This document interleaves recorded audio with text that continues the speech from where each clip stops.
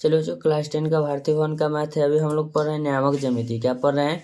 नियामक ज्यामिति। प्रश्नावली 1B का क्वेश्चन नंबर हमने क्वेश्चन नंबर 23 तक पिछले वीडियो में अपलोड कर दिया है।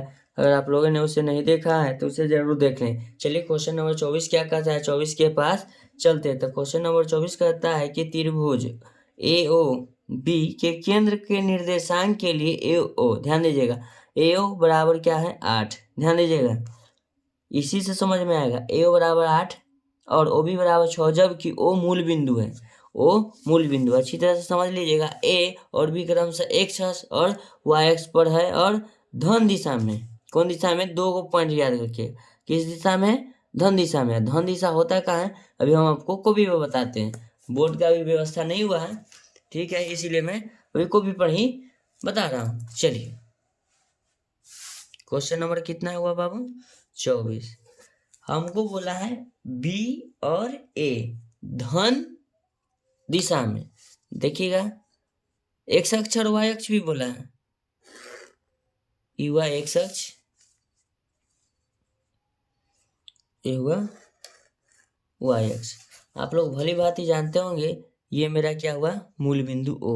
तो मूल बिंदु हमेशा 0, क्या रहता है? 0 रहता है। अब ध्यान दीजिएगा A का जो निर्देशांक बोला है A, चलिए A यहाँ हुआ, तो A x अक्ष पर कितना है? 8 है। चलिए हम 8 लिखते हैं। क्या लिख दिए? 8। अब फिर कहता है E A हुआ, ध्यान दीजिएगा यहाँ पर A हुआ इसका मान, ठीक है, और B यहाँ है। B कहता है y अक्ष पर कितना है? 6। चलिए E हुआ आपका 6। कितना हुआ? 6। अब यहाँ से ध्यान दीजिएगा, हम आपको इस तरह से एक फिगर बना दिए। ध्यान दीजिएगा, तो ये फिगर में आप ध्यान दीजिएगा ये x अक्ष हुआ, तो x अक्ष में ध्यान दीजिएगा 8 तो पहले से है, लेकिन y अक्ष में ऊपर गया है? नहीं गया। तो y अक्ष मेरा यही है मूल बिंदु पर, तो x अक्ष का मान 8 हुआ, तो y अक्ष ऊपर गिवे नहीं किया। ये मानो कि इसका दूरी जो हुआ यहाँ से यहाँ, ये दूरी, ठीक है, तो दूरी x अक्ष पर 8 है, लेकिन y अक्ष कहाँ गया? यहाँ भी क्या है? नहीं गया, लेकिन 0 लाइन पर गया, तो y अक्ष मेरा कितना हुआ? 0। इसी को समझना है। ध्यान दीजिएगा, अब है मेरे पास बिंदु B। क्या है? बिंदु B। तो बिंदु B बराबर y बराबर 6 दिया है। क्या बराबर?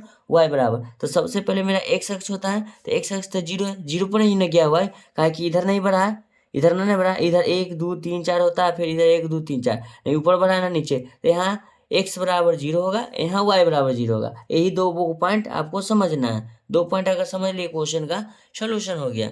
चलिए अब समझ में आ ही गया होगा 0 कहाँ से लाए हैं। काहे कि देखिए मूल बिंदु के सामने गया, तो मूल बिंदु के सामने पहले क्या है? 0 अक्ष। तो ध्यान दीजिएगा 0 है, तो 0 को y पर गया है, चलिए इसको हम y अक्ष कर देते हैं, इसको हम x अक्ष कर देते हैं।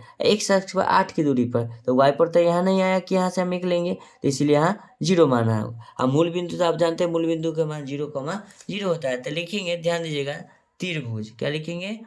त्रिभुज ABC में, त्रिभुज क्या लिखेंगे? ABC में। हाँ एक और बात, धन में बोला है, तो देखिएगा 0 के इस तरफ क्या होता है? धन चिन्ह, 0 के उस तरफ धन चिन्ह। अगर 0 के नीचे की ओर आएंगे, मूल बिंदु से नीचे, ये हो जाता है माइनस, इधर होता है माइनस, तो हमको धन की तरफ बोला तो धन की तरफ चलेंगे। चलिए तो कहें त्रिभुज ABC में, कहता है ABC में हम लिखेंगे A बराबर 8,0 लिखेंगे, B बराबर लिखेंगे 0,6 और C बराबर हम लिख देंगे 0,0। अब ब्रैकेट में इधर लिख देंगे मूल बिंदु।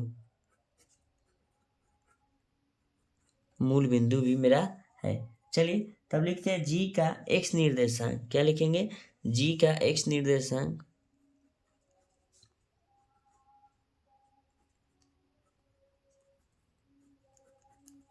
तो G का x निर्देशांक सबसे पहले मानते हैं x1 x2 x3, y1 y2 y3।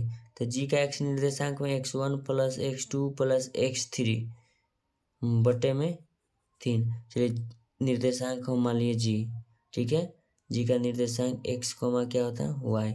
चलिए उसका हम मान निकाल लेते हैं। लिखेंगे G का निर्देशांक में लिखेंगे x1 है आपके पास 0, x2 का भी मान 0 और x3 का मान क्या है? 8 बटे में क्या लिखेंगे? 3।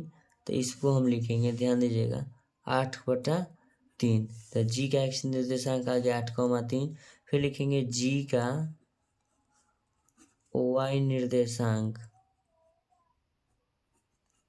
g का y निर्देशांक y1 plus y2 plus y3 बटे क्या लिखेंगे 3 लिखेंगे बराबर y1 बराबर ऊपर 6 है प्लस y2 बराबर 0 है और y3 की भी मान 0 बटे क्या लिखेंगे 3।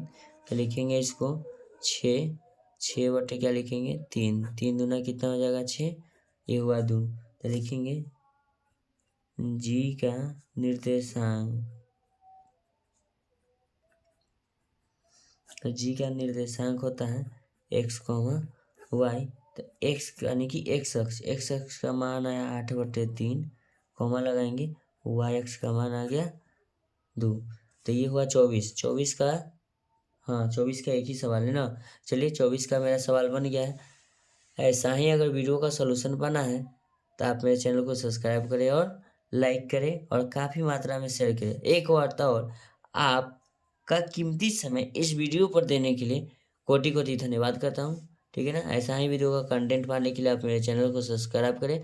जैसे मैं आपको इस वीडियो को जब भी सवाल बना के अपलोड करूँ तो तुरंत आपके पास नोटिफिकेशन के रूप में जाए और उसे क्लिक करके देख सके। ठीक है ना। चलिए थैंक यू सो मच। हम मिलते हैं आपसे नेक्स्ट वीडियो में।